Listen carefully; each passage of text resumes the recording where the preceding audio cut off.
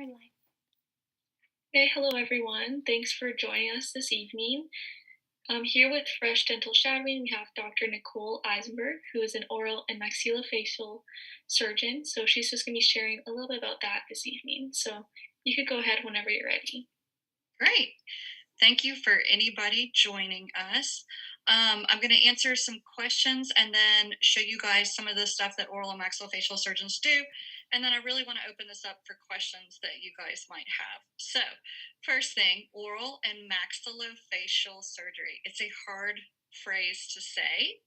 I often hear it mispronounced, but it is a wide encompassing practice of dentistry that I think is very interesting, and I'm excited to show you.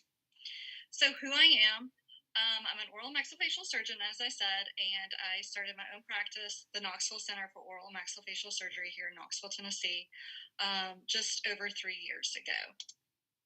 So what we're going to talk about this, I kind of mentioned it, a little bit about myself, my education, the specialty of oral maxillofacial surgery, the scope of practice, what it all involves, this decision that I specifically had and why I decided to specialize, the type and location of my practice, and then I'm going to go over a lot of different cases, briefly show you the depth and breadth of oral surgery, and then open it up for questions. So my education, so I went to Stanford University, and I graduated in 1999, so it was quite a long time ago. My undergraduate degree was in exercise physiology. I ran track for 2 years there, and I was very interested in sports and sports medicine, as well as medicine. And it wasn't until my sophomore year that I became more interested in dentistry. My father is an endodontist, so I grew up around the dentistry community and knew that side of things, but it wasn't until my sophomore year that I decided, nah, this is really what I want to do. And luckily I was able to incorporate some of the additional courses, prerequisite courses that I needed into my degree in exercise physiology. I then went to the University of Tennessee Health Science Center, which is located in Memphis. And I went right in after my undergraduate degree. So I was accepted and then went right to dental school, and did the 4-year program and graduated in 2003. What were the deciding factors for the dental school that I went to? Well, in-state had a higher acceptance rates. And when you look at different programs, you want to look at ones that have higher acceptance rates, or, what are the acceptance rates in the different ones, and the cost of the program. And you can also see there's great comparisons of in-state versus out-state. Cost of living, of course, where you're going to go. Living in Memphis, Tennessee is obviously a lot less expensive than a lot of areas in the country. For instance, I did my residency, and I'll talk about this in a minute, in Connecticut, and I matched into a program that had a lot of residents that did their dental school in New York. New York is very expensive to live in, and the dental schools are very expensive. So a lot of these residents were already starting residency with $100,000, $200,000 in debt from dental school and cost of living. So that was kind of one of the things that I looked at when I was looking at where I wanted to apply and where I wanted to go. I also knew or found out about the Navy Health Professional Scholarship Program. And I can tell you, I did mine through the Navy, and everyone that I met in the Navy that did a health profession scholarship program had a different contract. So I don't think there is anything that is uniform or standard about it. One person will tell you this is what their contract said, another person will tell you what their contract said. Maybe different branches of the military are different, but I know Navy was a little bit different. But it was a 4-year health profession scholarship program, and I applied to that at the same time that I was applying to dental school.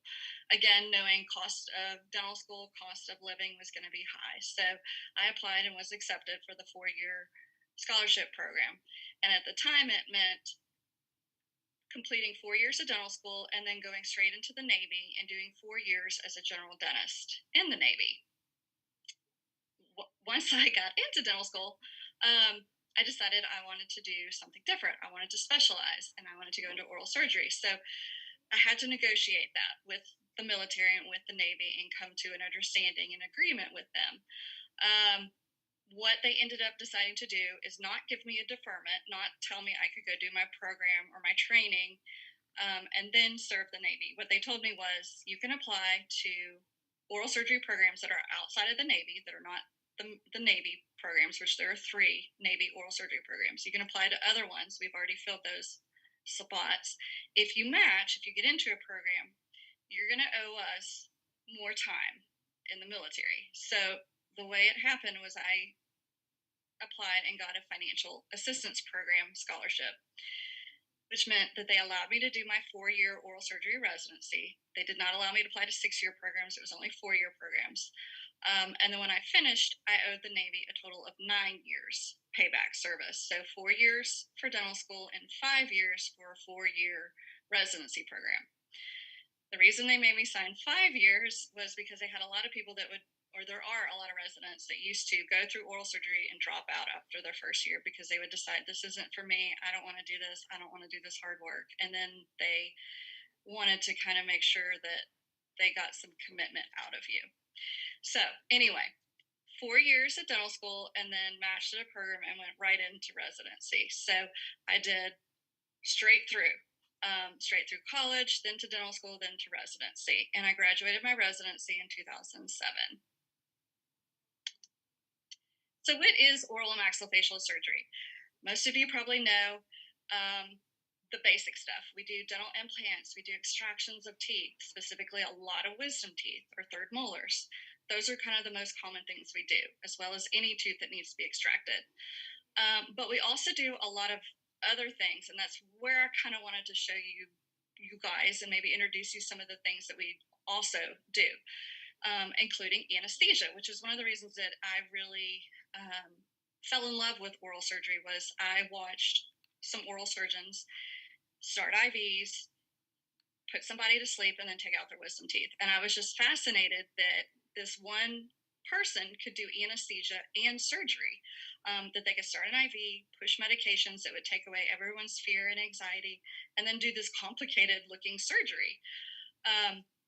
We talked about dental alveolar, which is mainly what we do, taking out teeth, smoothing down bone, taking out wisdom teeth. We also do biopsies. Let's see what else it says. Dental implants have become very, very popular. Most general dentists and most dental schools are learning how to do implants, which is absolutely fantastic. I think it is almost a standard of care. So if you lose a tooth, the best replacement usually is a dental implant. And I think this should be offered to every patient that is losing a tooth as an option. Now, there are some specific patients or some areas or some complicated cases that may be more involved for a surgical person, such as an oral maxillofacial surgeon or a periodontist or someone that's done more extensive implant surgery or is used to looking at cone beam CTs and doing some kind of more planning and looking at what maybe is around the area. Going on, what we also do is correction of skeletal deformities. So when I was in my first year of dental school, I went and observed an oral surgeon in the operating room. He was doing an orthognathic case, which is where we take the maxilla or the mandible and we can move it kind of in any direction. You can move the maxilla or the mandible forward, you can move it up, you can move it down, you can rotate it. Kind of any plane of dimension you can think of, we can move it in space that way.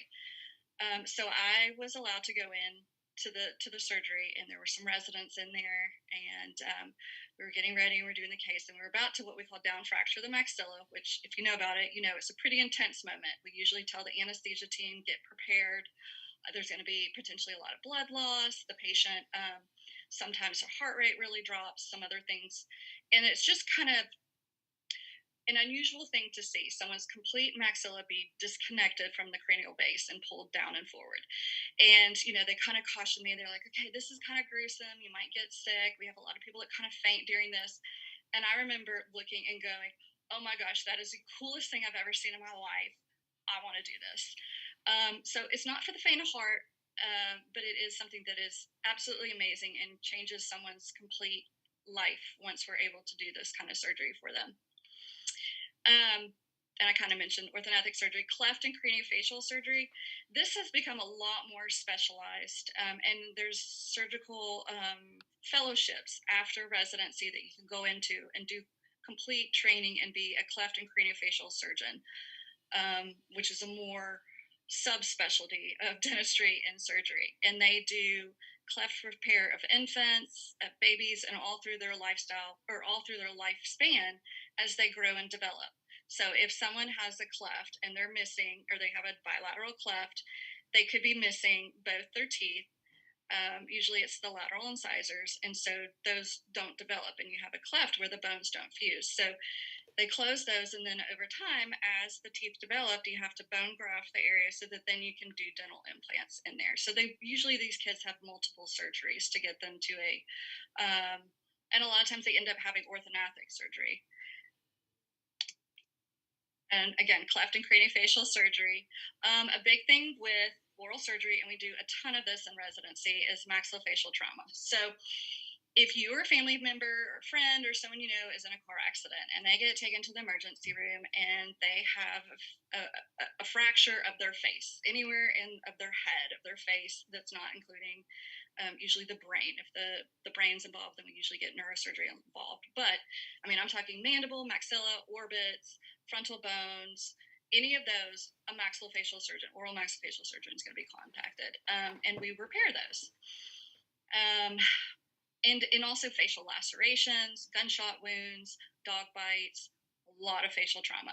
And we continue to do that, those of us that take call in hospitals and have hospital privileges. And I'm going to show you some of those cases in a little bit. The temporomandibular joint, or the TMJ, there are surgical and non-surgical ways that we can deal with people that have issues with the joint. There are even more subspecialties into this too, because it gets pretty complicated, and there's people that want to subspecialize in this, as well as pathological conditions, which goes into the reconstructive part. So if someone has a tumor, say they have a tumor in their jaw, and we remove that tumor, well, then what are we going to do to fix where they're missing it?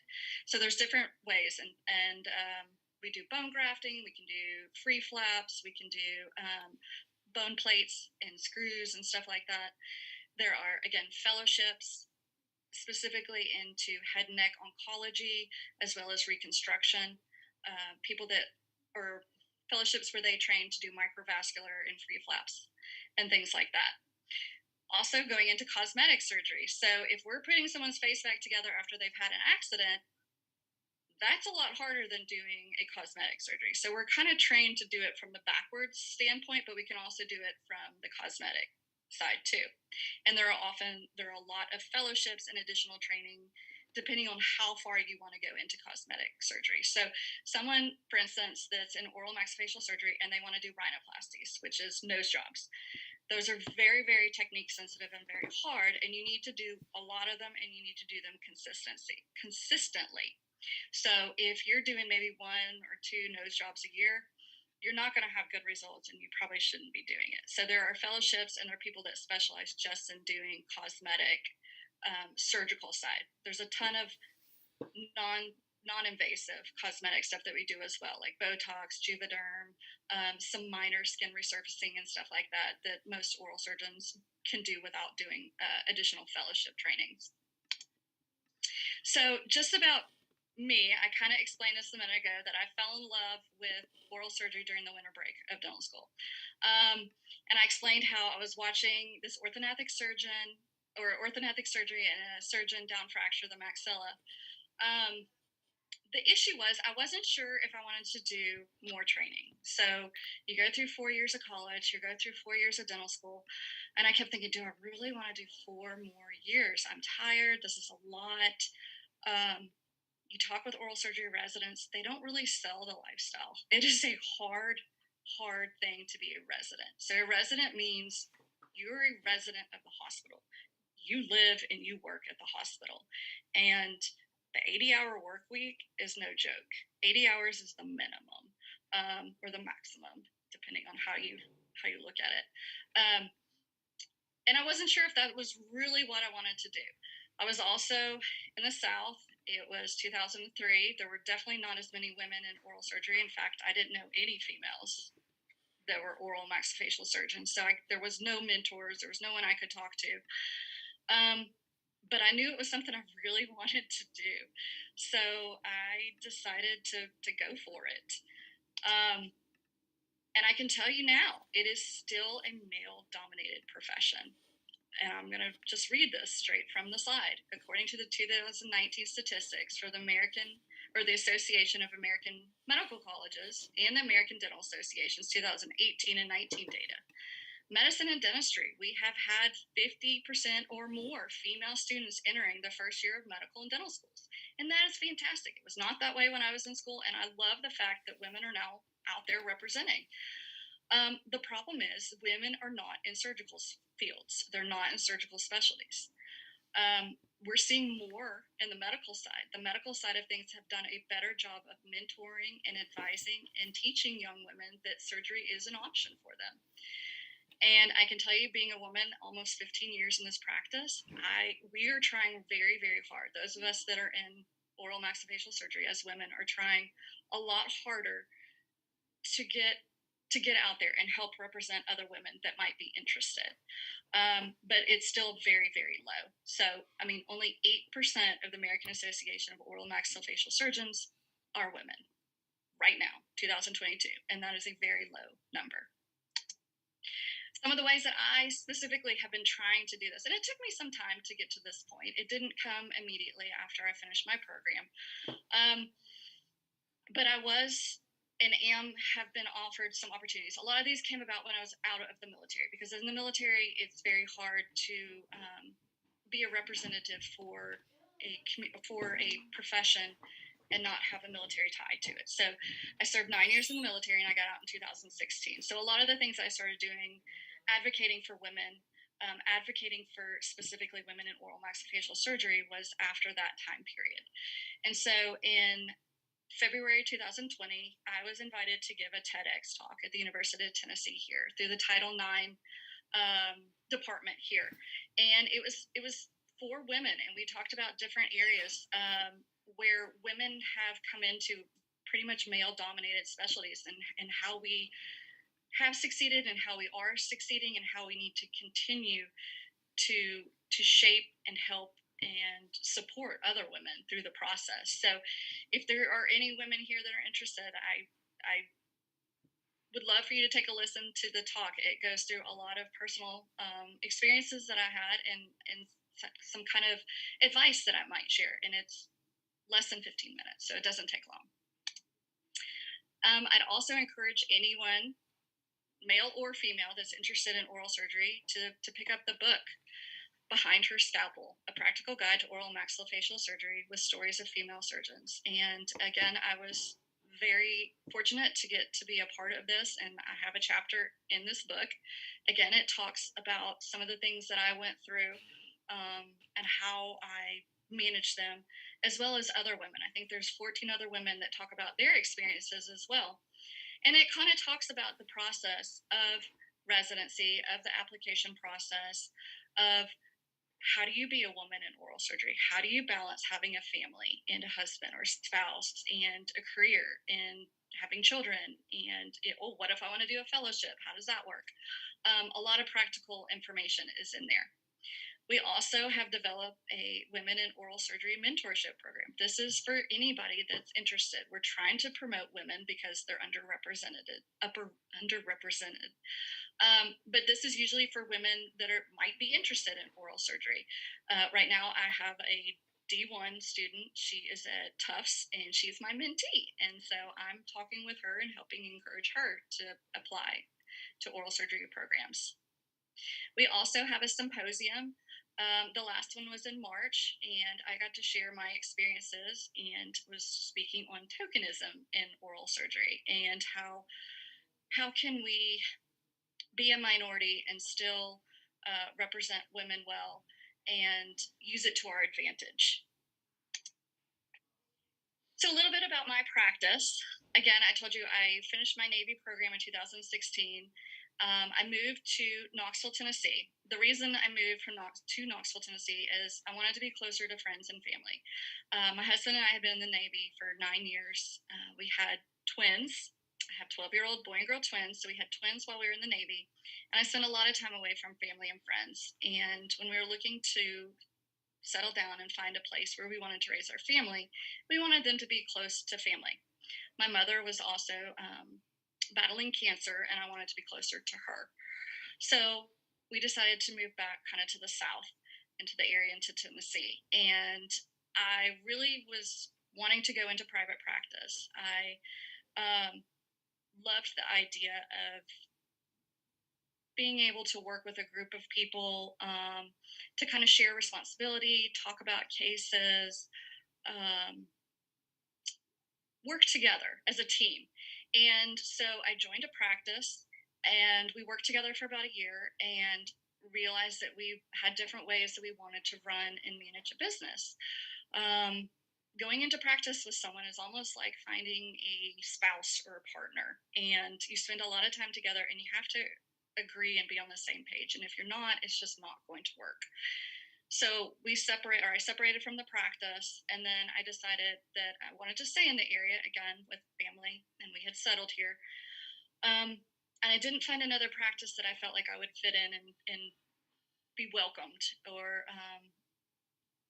be able to adapt to. So I decided to build and open and start my own practice from scratch, which is a really big undertaking. If you've ever built a home or a building or anything, it's a lot of work, but you also get to make decisions and make it your own. And I was ready to do that.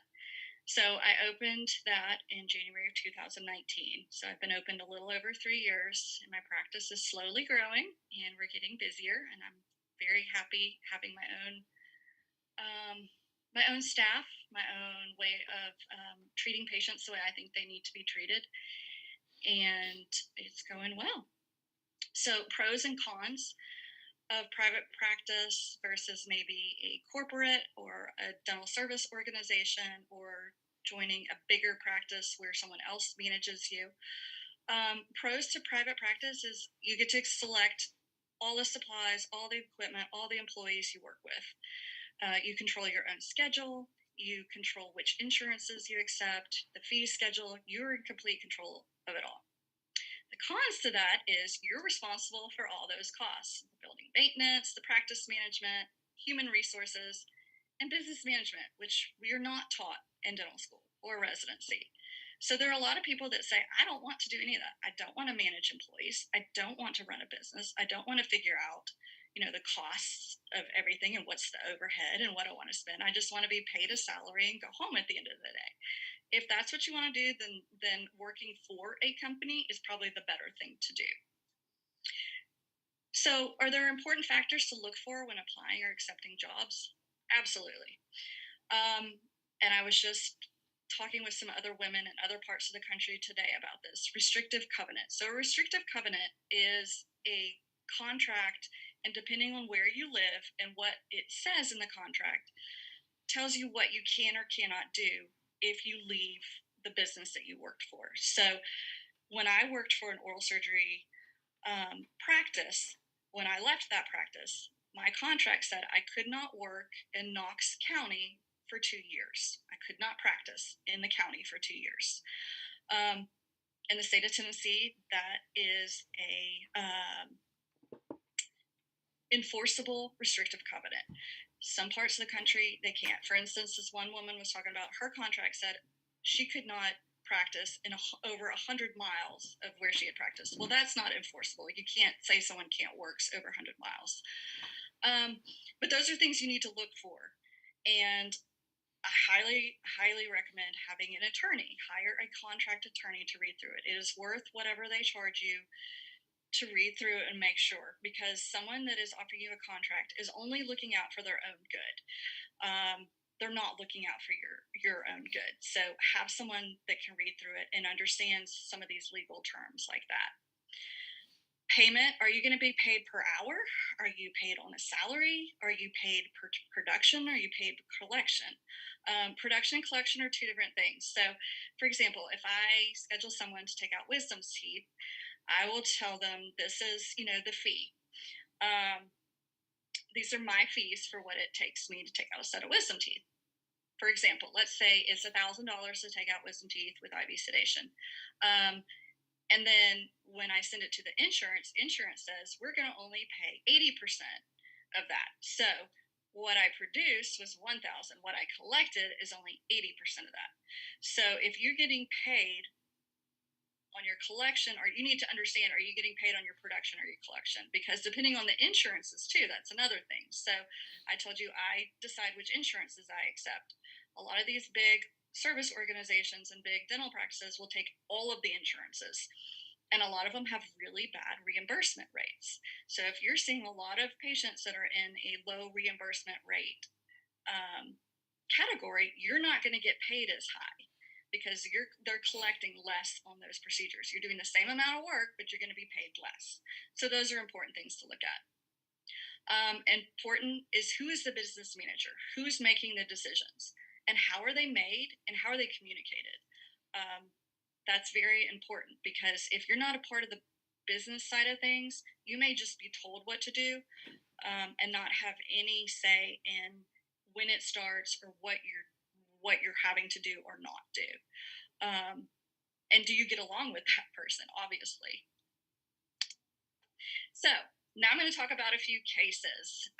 I said that in oral surgery, we do dental implants. So these are just a few cases showing, a few radiographs. So the ones on the left are periapical radiographs of implants, just kind of showing you different areas and places where we can put implants.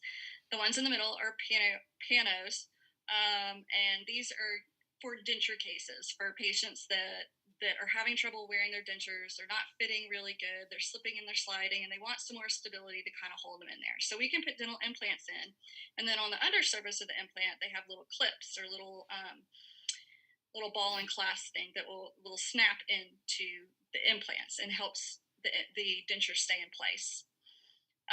The lower pano, there are 4 implants on the top, and then on the bottom, the patient is still wearing their partial denture. So that's what that metal framework is that you see there.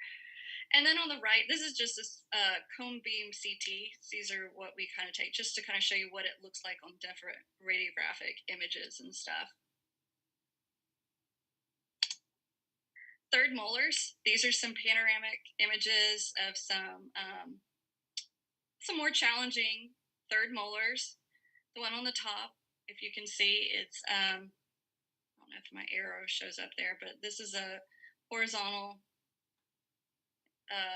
impacted wisdom tooth, and we can see some pathology, this darkened area around it. And again, we see a horizontal impacted wisdom tooth.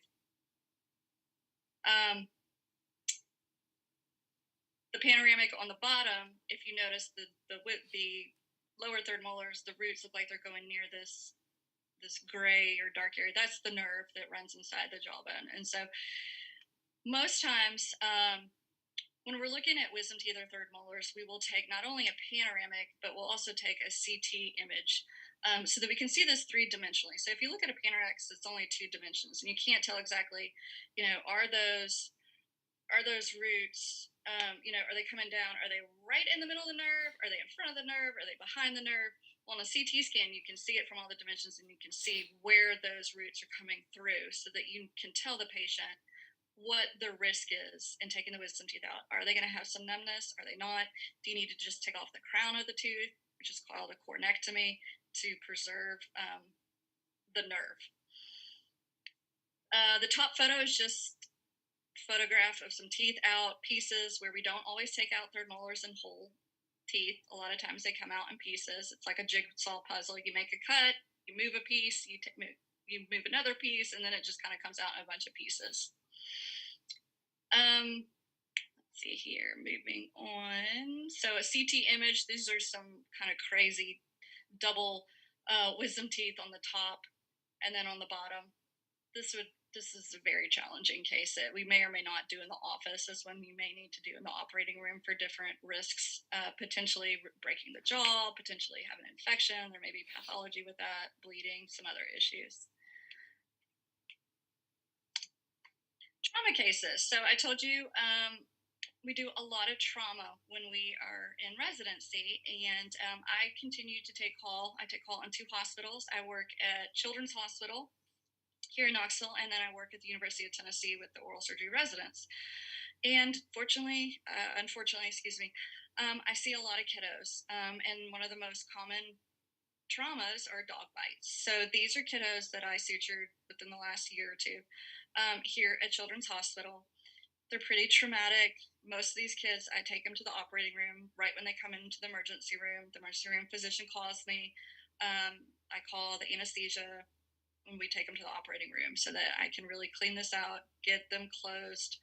Trying to suture these kiddos in an emergency room with them fighting you is just not worth it. So, and then putting these back together takes a lot of time. There's a lot of stitching and a lot of figuring out which piece goes where. Again, kind of like a puzzle. But all of these kids healed and did really well afterwards. Facial fractures. As I said, if you break your face, you're probably going to see an oral and maxillofacial surgeon. These are CT scan images that you're seeing here, and I'm kind of showing you on the one side the breaks, and then on the other side the plates and the screws that we put in. This one on the upper left of your screen, this is what we call a ZMC, or zygomatical complex fracture. So this tripod part of the bone, your cheek and everything, when it breaks, it can rotate and move. And so we have to pull it back out and rotate it back into the right position. Also the orbital floor. So your eyeball sits on a piece of bone, and if we don't replace that bone, then the eyeball will drop and fall down. So what you see over here is some mesh plating, and then plates and screws to get everything lined back up. On the far right side of your screen, this is a Lefort 1 fracture. So we talk about Leforts when we talk about orthognathic surgery, and where we make cuts to move the top jaw in different dimensions. And so based on where the breaks are in the bone, and the same thing is with trauma. And this was kind of unusual that he had an isolated, or what we call an isolated Lefort 1 fracture, meaning he just had a Lefort 1 fracture. He didn't have a Lefort 1 and 2 or 3 or a ZMC. This guy was working in construction, and a ladder happened to fall and just smack him right in the under the nose and just fractured it perfectly, imperfectly for him, into a Lefort 1. So these plates and screws are almost the same that we would do for an orthognathic case, where we're breaking the top jaw on purpose and moving it. This one was done traumatically, but same concepts of us putting it back together. Now, the difference in these two patients, you can maybe tell, this guy on the far left does not have teeth. The one on this side, he does have teeth. Why is that important? When we're putting the face back together, oftentimes we use the teeth to stabilize and to know as a reference point of where the bones go. So when we're fixing the face, we will put the teeth into the correct position and then usually adapt and move the bones into their correct position too. So this guy, we put him in intermaxillary fixation, which means you put the teeth back together and then you wire everything together to hold it stable. And then you place the top, or the maxilla, back into its correct position and plate it. On the lower, we have an isolated mandible fracture. This guy just got hit really hard in the right side of his jaw and it fractured. He didn't have really good occlusion or teeth to use, so we did not put him into intermaxillary fixation or use his teeth to kind of guide, because he really didn't have much to bite with. So this one is what we called an anatomic reduction, where we opened this one up through the side of the face. We did not do intraorally, and then just put a big, what we call reconstruction plate across the mandible to hold this back together. And did not use his teeth for that. This one with all these speckled bright white, this is a close range gunshot wound with birdshot. So that is all birdshot. That is, most of it is in the soft tissue. Unfortunately, it did go to his left eye, and it was ophthalmology, ended up doing what's called an enucleation, which means they take out the eyeball. To preserve. What happens when you have trauma to one eyeball, sometimes it can affect the other one. It's this weird phenomenon. So they ended up taking out the left globe. And then I saw him multiple times to kind of debride some of this area. There was no way to get all of it out, but obviously it's just little tiny fragments of metal. And as it would work its way through the skin, we'd have to go in and kind of debride or remove it. Odontogenic infections. This is a big one. Any of us that take call in hospitals, we always get called for odontogenic infections. These have been a lot worse during COVID as people have been neglecting or have been unable to go to the dentist or have routine cleanings, have fillings done. Things are progressing to more severe cases. So all of us are starting to see more infections and more infections that are going into potentially harmful spaces. So when you get a large cavity on a tooth and it gets infected and it spreads, it's going to spread to the path of least resistance. So in the bottom, where it's going to spread is down. So it's going to go down and it's going to go in. It's going to go into the deep tissues and into spaces that we call the submandibular space, the sublingual space. It can travel inferior. It can go into the mediastinum. It can go into the lungs. It can also go posterior into the retropharyngeal and into the vertebral spaces, bad spaces where you really don't want an infection. Most of these patients are pretty sick. They come in, they have to be infected, and what you have to do, you have to remove the source. The source is usually the tooth, so you have to take the tooth out. And then you have to clean out and debride the area. Opening up a wall of infection. So this is an abscess, this darkened area, and what we can see is kind of a ring enhancement. What happens is this gets walled off, and you can give this person all the antibiotics in the world, and it's going to have a really hard time getting in there and treating that bacteria and killing it. So what we do is we open the space, and we usually open it from a dependent area where it can drain. So if it's on the outside of the face, we're going to open it out here, poke into it, and it's going to drain out. That will also allow a change in the environment. So you're taking something that's anaerobic, that doesn't have oxygen, and you're making it aerobic. You're exposing it to the air and oxygen, and you're allowing blood to get in there, and the blood is going to carry your antibiotic. Some of these patients have to have a couple of different times. We may get into one space, and then another area kind of starts developing, and we have to do another, what we call incision and drainage, or an IND of the area of multiple spaces are involved, especially. And these are just CT images. And the differences in this is a soft tissue window. This is a bony window. I hope you guys can see my arrows. The bony window, this just shows you where these teeth are bombed out, just a lot of cavities in them. And then the soft tissue images is where we can see the abscess or the fluid collections. And this one is wrapping around the mandible and going inferior. Also, a lot of pathology. I kind of just included a wide variety of different things, and we can see anything: lumps, bumps, discolorations, the tongue, the face. These are fibromas. Fibroma is just an excess kind of growth of tissue. I tell all of the patients that I see for pathology, I don't have a microscope. I can't tell you 100% what something is unless I remove it and I send it to a pathologist, and they look at it under a microscope and they tell us 100% what it is. I can give you a pretty good guess at what it is, but again, I can't tell you 100%. So a lot of these patients that come to me, I usually recommend a biopsy. Just let's take it off. It's not doing you any good hanging out there, and we don't really know 100% what it is until we look at it under a microscope. If something is in a really difficult area and there are more risks to taking it out, then I may say, let's watch it, and if something changes, we'll take it out. That's part of being a surgeon too, is evaluating risks and benefits and having an informed discussion with the patient about what those risks and benefits are. Again, fibroma. This is a mucocele. Mucocele is kind of a traumatic area of the mucosa of the mouth. Usually it's from someone bumping it, biting it. And what happens is the minor salivary glands get irritated and they form like a little bubble. And they make saliva that is underneath the mucosa, and it just it'll grow up and then it'll go down and up and down. It's like a little balloon. And the only way to remove it is we remove the fluid filled sac, and then we remove the little glands around it. This is a basal cell carcinoma on the side of, this guy's kind of on the outside of his eye and cheek that we removed for him. Some of these, this one particularly, the basal cell, ones I get back at pathology that needs more treatment and it's kind of outside of my scope of practice.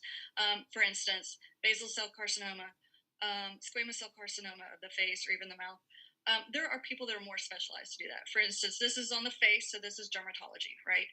So this would go to a dermatologist, and then this particular patient ended up having Mohs surgery. So a Mohs surgery is where they keep removing tissue until they get no pathology. And they'll take off a piece of tissue, look at it under a microscope, take off another piece of tissue, and they do it same time as the patient sitting there. And then they close up the wound. So that's what he ended up having done. This one, I'm just going to jump down here. This guy had squamous cell carcinoma of the buccal mucosa. He used smokeless tobacco for a very long time, which is not the most common way to get squamous cell carcinoma, but it was squamous cell carcinoma. It was T2, and I don't do head and neck oncology treatment, so he was referred to an oral surgeon here and is undergoing more extensive surgery for his cancer. This looks like a papilloma on the floor of the mouth. It's kind of sticking up. Again, I'd biopsy it, send it to the pathologist. It's fairly easy to get to that area with someone sedated or comfortable. Hemangioma, which is formation of blood vessels on this cute little kiddo. He kept scratching it and it kept bleeding, so he needed it taken care of because it was causing distress to him and his family. Orthognathic surgery, I kind of talked about this earlier in scope of practice and how I fell in love with wanting to go into specialty of oral surgery. And these are just kind of some little diagrams that show you the different ways that we can move a jaw. And these are a couple of cases. So this was a gentleman that had mandibular hyperplasia, or his lower jaw was too far forward. And he had class 3 occlusion. So he was kind of talking like this. So what we did is I cut the jaw down the sides and then moved it backwards. And that's what the diagrams show you. There's different ways you can move the lower jaw backwards. And this is one way where we cut, and this is done inside the mouth, and the cuts are done down the ramus. And then the tooth-bearing part slides back on both sides. And then we put them in elastics. Another mandibular surgery, someone that has their lower jaw has not grown enough, so it needs to be brought forward. This was a sweet woman who needed that done, and this is a pano before. This is her lateral ceph. This is kind of showing the tracing of her nerve, so that when we make the cuts, we don't hit the nerve. We're kind of looking at that before. And then this is her afterwards, and this is the gap in the bone. So that's how much we moved her lower jaw forward. And then we put plates across the bony segments to hold it together. And this is her occlusion at the end of the case, and then what it looks like from the lateral ceph. And you can tell kind of from where her lower incisor and her maxillary incisor are, how far forward we moved that lower jaw. This was a really great case that I just did recently. And it's what we call kind of a double jaw. So I moved the top jaw and the lower jaw and kind of moved things in different dimensions. And I used the virtual planning to do this for her. So that's what you see, these colored photographs of the skeleton. And we're able to do this through CT imaging and then models that are scanned in. And you can virtually move everything in all the different directions and kind of play with it and see if you make a cut here or if you move something in this direction, what does that change? And it's almost like doing surgery on a computer system before you get into the operating room and do it on the patient. Obviously, there's a lot of differences, but you can kind of see where there might be some issues or problems and how things are going to look at the end. So we did hers that way, virtual planning, and then use specific cutting guides on where to make the cuts in the bone, and then custom plates to put things where we wanted them to go at the end. And this is the down fractured maxilla that I was talking about before, and this is a bone hook. So this is pulling the whole maxilla down. And so you see the undersurface of the floor of the nose, and then the kind of the superior, the top portion of the maxilla. Hers, we cut her top jaw or her maxilla into 3 parts. The reason we do that is to make it wider. So these are actually cuts going down her maxilla on both sides and then between the roots of her teeth so that we can widen it. So cosmetics, this has been a fun addition for me.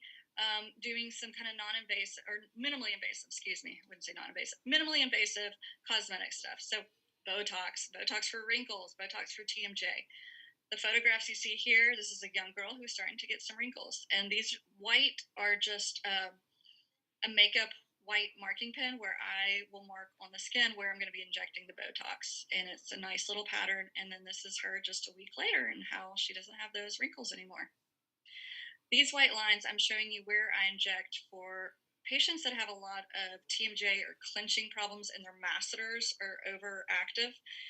If we just inject 3 spots of Botox into the masseter muscle, it will really relax that muscle so they can't clench and grind.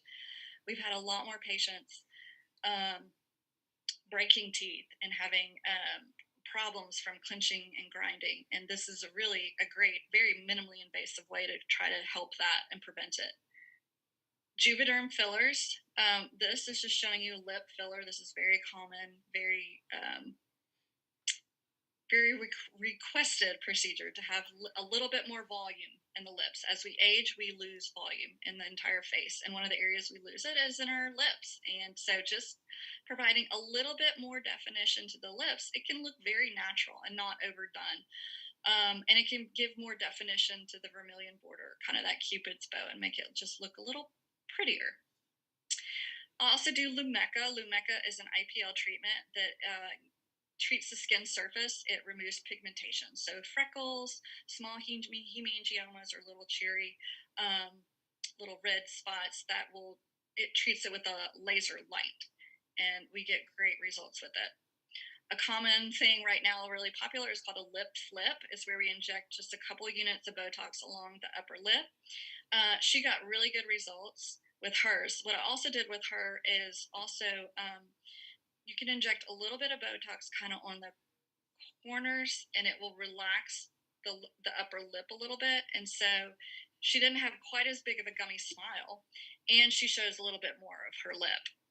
The downside to this is that it doesn't last very long. Botox usually only lasts about 3 to 4 months. And so getting a lip flip, it will probably look good for 2 to 3 months, and then you're going to come back and have it done again. The fillers, that's more of a year or even longer kind of a thing. All right. So that was a lot of information. I hope I didn't go too fast or too slow or anything. So I will open it up for questions, I guess. Yeah, thank you so much. That was super interesting. I personally didn't know that this specialty did things like lip fillers and Botox and the pathology part of it. So super interesting. So we do have a few questions here. Someone asked, what is the least enjoyable aspect of this specialty for you?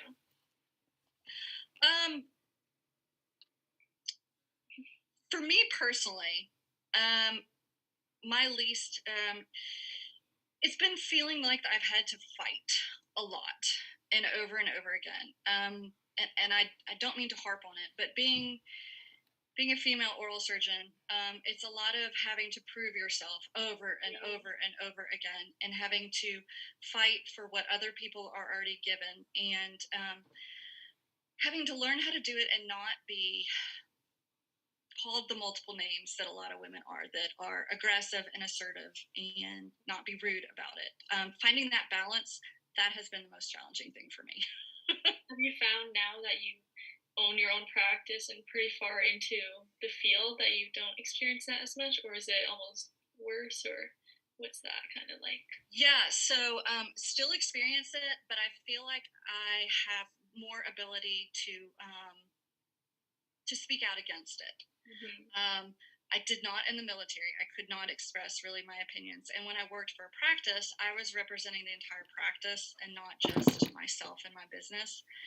Now that I am, I feel like I can be more vocal. And in being more vocal, I've also made a lot more connections, and I've found more support from other women in different fields, not just in oral surgery, but in medical fields and healthcare and business aspects. I've got a great support network now, even though I'm still fighting the same battles. Yeah, that's wonderful to hear, because I'm sure you have that support team as well then. Yeah. How hard is it to start your own practice in this specialty? Yeah, it is. It takes a lot of planning. And I think surgeons kind of naturally have the ability to plan and multitask and think ahead. One of the things that was just drilled into me as a resident was to anticipate, and we were always taught to keep thinking. Okay, if this scenario happens, what's the next step? What's the next step after that? What's the next step? Because in surgery, you're always thinking, what could happen and how do I fix it? And so, in planning to open a business, I kind of attacked it the same way. Okay, here's my different scenarios. Here's all the supplies I need. Here's all the things I need to make it work. What happens if this or this? I kind of had a lot of different contingency plans. I also learned to ask for help, especially in building a building and working with construction people. I had to learn to say, I don't understand what you're either asking me or what we're talking about. Can you explain that a little bit more to me? Instead of just assuming that I knew everything. If you're a planner and you like to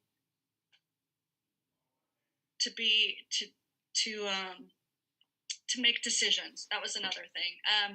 Because I've talked with some other people that have a really hard time making a decision, that will really take an exorbitant amount of time saying, oh, I don't know, do I want to pick this color or this color? Do I want to go this way or this way? I'm able to make decisions scary fast. And that really helped in building and planning and starting my own practice was, okay, I'm going to make, this is a decision. We're going to go with this. If this doesn't work, then we're going to go this way. I didn't get hung up on, oh, what if that's the wrong decision? Yeah, I'm sure that makes it hard for some people. Yes. So, were there any surgeries that was a risk on the patient's life? Yes. So there are definitely times where we're doing surgery on a patient that is maybe not medically the healthiest person. So when we take people to surgery, we often coordinate with their medical specialist. So say someone has really bad heart or really bad lungs, we're going to talk to their cardiologist, we're going to talk to their pulmonologist, we're going to talk to everybody and anybody so that we can understand how sick are they and what are their risks. There have definitely been times when you're operating on someone where something unexpected happens. You're going to have some patients that are sick, especially trauma patients, where the outcome is not what you want, and they can have an event, and it's usually not just the surgery, it's maybe some underlying condition or the trauma that contributed to it. I don't know, does that answer the question? Yeah, for sure. Okay. About that kind of part of it, but that makes sense. Yeah. So how hard was it running a practice without a business background? And would you recommend pre-dental students learn more about business through a minor MBA or MBA? I would love to go back in time and have done more business classes and more marketing and more accounting, because it still boggles my mind, and I hate that it's not just that I have to spend more time really focusing on it and understanding, and it's not just a quick thing for me. Yeah. I've even joked with my husband that maybe I will get an MBA, and maybe I will. I have friends that I use a lot to help guide me through the process, and I have things kind of spread out. So I have a CPA that I have hired, and I help. My husband and I joke about, we hit the I believe button. So I have hired people that I trust and that I believe in, and there are times when I just have to say, I really don't understand this, but I'm going to trust you, and I'm going to believe that you're giving me the best advice. And I have to do that a lot in the business side of things. Yeah, is it harder to kind of like run this business without that? Like, you need that extra support then?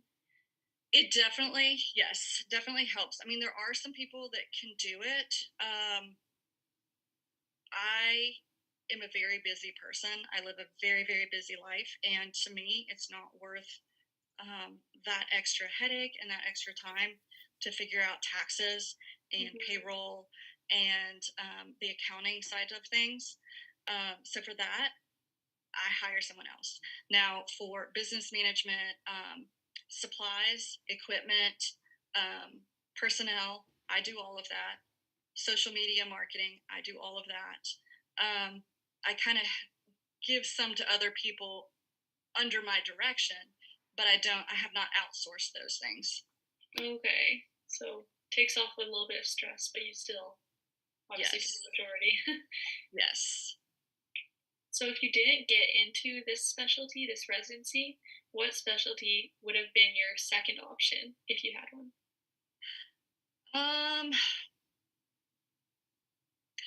Probably endodontics, and only because my father is an endodontist.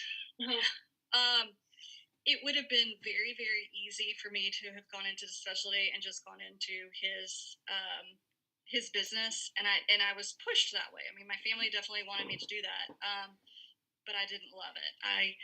If I hadn't got in the first time to oral surgery residency, I would have attempted again and probably done more to try to boost my application or figured out what I needed to make it in the next time. yeah. That helps that you obviously love it. So Yes. Yes. So I know you went through a lot of school. How do you manage your time and stress, or how did you manage that? Yeah. And I think all of us that are in the practice of dentistry in all the fields, we have to learn how to make time for ourselves. And even in the healthcare world, you can't take care of other people if you're not taking care of yourself. And that may seem really simple and really kind of silly but it's harder to do than it is to say. So what I found I had to do, and I still have to do, is schedule time for me. Just like I would schedule an appointment to get my hair done, or for me to go see the dentist, or an appointment that I have for my patient, I have to make time for myself. So for me, what that means is I do a lot of running, and that's my me time. That's my me time. That's my decompression. That's my staying healthy. And I have to schedule that. And it's on my phone. It's on all my home schedules. My kids know it. My husband knows it. But you have to find what works for you and what is your means of decompressing. I'm also inherently an introvert. And so for me, I need time away from other people. I need time to kind of just relax and not be needed by someone. But there are other people that are extroverts and they need other people to re-energize. So I think learning what you need personally, is important. You're obviously very organized with planning that, so I'm sure that helps too, to make sure, like, if it's in your planner, you'll do it. Yes, definitely have to be organized. Definitely a lot of multitasking, doing multiple things at once, a lot of lists, lists of things that need to be done, or make sure that they're done or checked off. That helps with the stress too, I'm sure. Yes, it does. Yeah, that's good to hear. So how would you compare residency and dental school? Like, which is harder, more stress, that sort of thing? Yeah. So when I started dental school, I felt like it was the hardest thing I've ever done in my life. I mean, you go from, and I'm probably getting this wrong because it's been a few years, but you're in college and you're taking, I don't know, let's say 10 hours a semester of a course load, right? When you go to dental school, you're going to double or triple that. Your course load is so much more than it was in college, and you have less time to get the coursework done. So you're trying to figure out how to shove all this information in and study for these tests. And you have to learn shortcuts or ways to make the most of your time, because it is so much information. That was the hardest thing, was the course, the amount of information that you were required to know in a short amount of period of time, as far as testing in dental school. In residency, I started residency and I laughed at dental school because it's a whole nother world. It's a whole nother level of stress, and it is so much harder than dental school, because it's even more than dental school. So exponentially, and you're thrown into situations that you're not prepared for, and you're trying to learn medicine as well as surgery and the dynamics of the hospital and the nurses and the people, and it can be very overwhelming. So it's doable, definitely doable. There's tons of people to do it. It's just realizing, and I think going and doing externships and even doing an internship, it's the only way you're going to know what it's really like. You have to live the life of a resident. You have to go into these programs and spend some time, take call with the residents, see what it's really like. Because if you don't, it's a rude awakening. Wow, that's crazy. You like want to go into the specialty, and then it's like so hard, but well worth it, I'm sure. It is. It's very hard, but it is so amazing when you get to do the thing. I mean, I remember when I was a first-year resident and I'm putting in chest tubes and, doing all these things that I'm like, wow. How did I get here? And learning so much about medicine and surgery, and it's just incredible. It really is. Wow. Yeah, that is, I'm sure. So I know one of your examples of things, it was like a lot of technology with showing the different colors for that. Is that kind of the sort of changes that are in the future, or what kind of changes do you see this profession going in? It's amazing, and even the changes or the development and technology that I've seen just in me being in practice, a lot more is going to the virtual. So that case that I showed with doing the virtual planning, we used to do all of that with stone models, and we'd spend hours moving things around. It's quicker. You can see complications a little bit easier. You can show patients what the surgery, how it's going to happen, what it's going to look like afterwards. There are now almost like robotic machines that can help you place dental implants. Really? CT imaging is just phenomenal. The things that we can see now and do, it's incredible. So it's going more of a technology-driven direction, which it is helpful. Yes, definitely. And even just trying to think of like stem cell research, regeneration. There's all kinds of stuff in like bone products, soft tissue, growing teeth, all kinds of stuff that's still in development, but vaccinations that may help prevent squamous cell cancers. There's a lot in development in that aspect too that will change definitely the specialty in dentistry too. And dental implants. I mean, I think I mentioned it when I was in dental school. We did not place dental implants. It was an elective, and only a few people did it. And then you had to go and do like a residency or like a general practice residency to place implants. Well, now it's, like I said, it's pretty much a standard to offer somebody a dental implant if they're missing a tooth. And that's come a long way, dental implants and regeneration and stuff. Yeah, for sure. Well, I think that's all the time we have for questions. I don't see any other questions coming up here, but yeah, thank you so much for joining us, and thank you everyone for watching this evening. We really enjoyed having you here. Thank you. I love the fact that you guys are doing this. It is hard giving a virtual presentation because I don't have any feedback, so I can't see people and know, like, am I boring you? Am I making sense? Do you have questions? But thank you for listening. I'm always available. I think we're going to include maybe my contact information.